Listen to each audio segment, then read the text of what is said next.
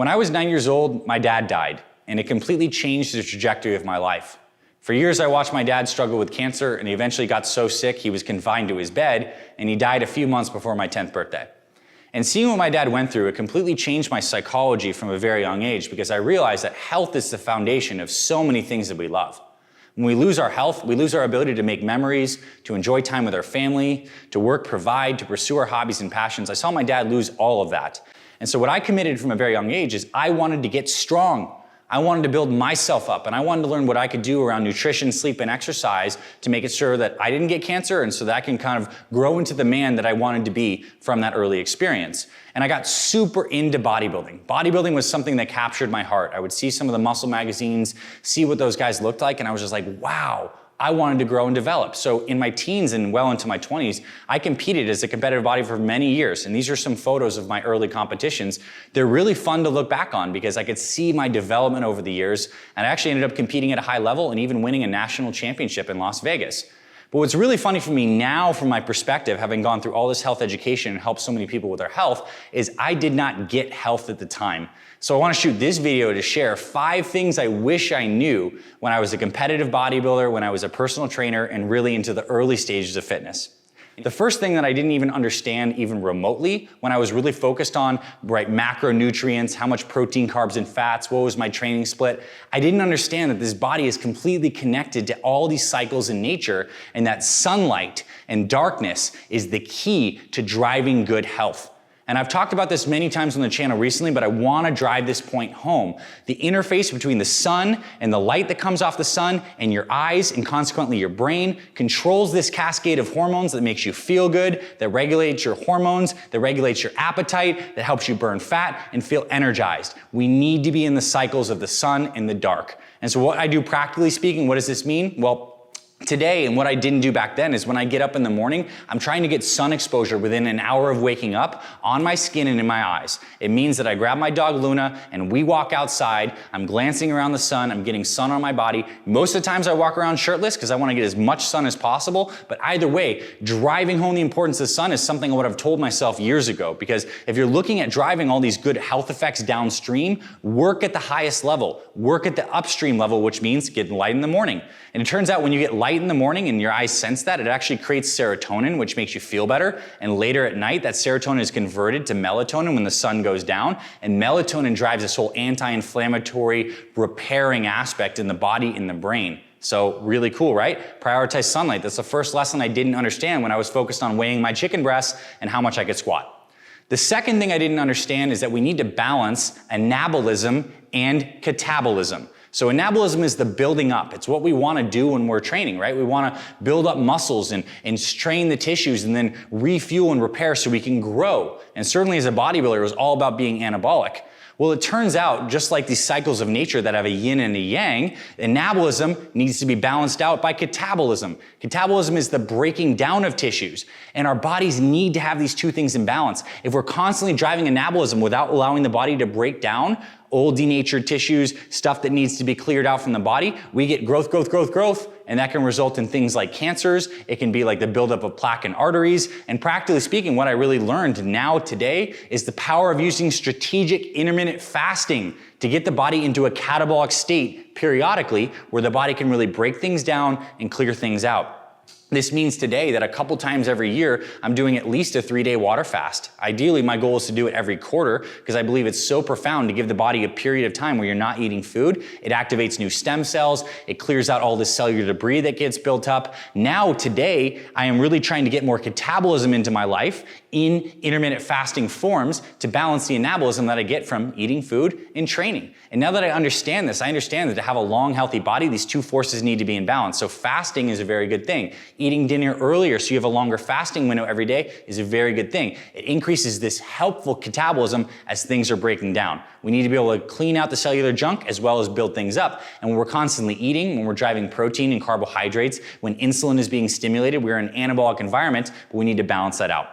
The third thing I didn't understand back when I was bodybuilding and really into this is how important nutrition is when it's focused on gut health. I used to be really concerned about how many carbohydrates, proteins, and fats I was intaking, particularly in preparing for competitions. I'd have everything weighed out. I know exactly what I was intaking, but I didn't understand the grander scheme that every bit of food that we eat, it interfaces with this dynamic digestive tract we have. And foods have different effects on us individually. There are some foods that are inflammatory for you that might not be inflammatory for me. And if I would have gone back in there and really been able to teach myself this stuff, I would have had a nutrition plan that was so much more focused on gut health. I would have eaten more fruit. I would have had more of the healthy fiber in some of those good fruits. I certainly would have been doing other things to help my gut health, like eating some probiotic containing foods. I would have been using more juices and different kind of juicing. I would have maybe some apple cider vinegar, some sauerkraut in my diet. And I would have paid attention to all the different kinds of foods I was eating that were inflaming me, causing a buildup of mucus, and not making my poops feel good. I was eating a whole bunch of stuff that looked good on paper, but wasn't good for my physiology because it wasn't good for my gut health. And what I want for everyone listening to this is for you to figure out the foods that are great for you and to get more gut healthy stuff into your diet. Get some more of these anti-inflammatory herbs like ginger and curcumin. Start to eat foods that are not processed and all this stuff and get your digestive tract healthy. It's gonna serve you because remember, as we say a lot in times of health, we have two brains. We have this brain up here in the head cavity. We also have this brain in the digestive tract that has millions of neurons and produces all these neurotransmitters. We keep this digestive tract system healthy. It interfaces through the vagus nerve with the brain and we thrive. So that's the third thing, gut-centric health and understanding how different foods we eat, particularly inflammatory foods, can lead to leaky gut and make the immune system kind of spin off into haywire. You don't want that. The fourth thing I would have told myself, and I wish I would have believed was so important, is to prioritize walking. Particularly when I was prepping for competitions, I wish I was walking a ton more. If you're looking at losing fat and you're already training well and you're doing good nutrition, increase your low intensity activity. Walk as much as you can. Honestly, in prepping for competitions, I wish I would have been walking like 2 hours a day. The more low intensity activity you can do, it lightly burns fat. It has beneficial effects on your blood sugar control. It's so good and healing to be outside, breathing fresh air and just decompressing. It's like where a lot of us feel most connected. I would have walked like crazy. I would have walked way more. Now, granted, I did live in Philadelphia at the time when I was attending UPenn, and it was not always nice weather outside, so I wasn't like walking around in the cold winter sleet and slush, but if I could, I would have walked a lot more. And I believe walking is truly some of the best medicine and probably the best activity for longevity. And I probably would have done a walk in the morning and in the evening after dinner. I do that now, I would have done that then. The fifth thing and the final thing that I would have done if I could go back in time and talk to my younger bodybuilding self was to prioritize spinal decompression.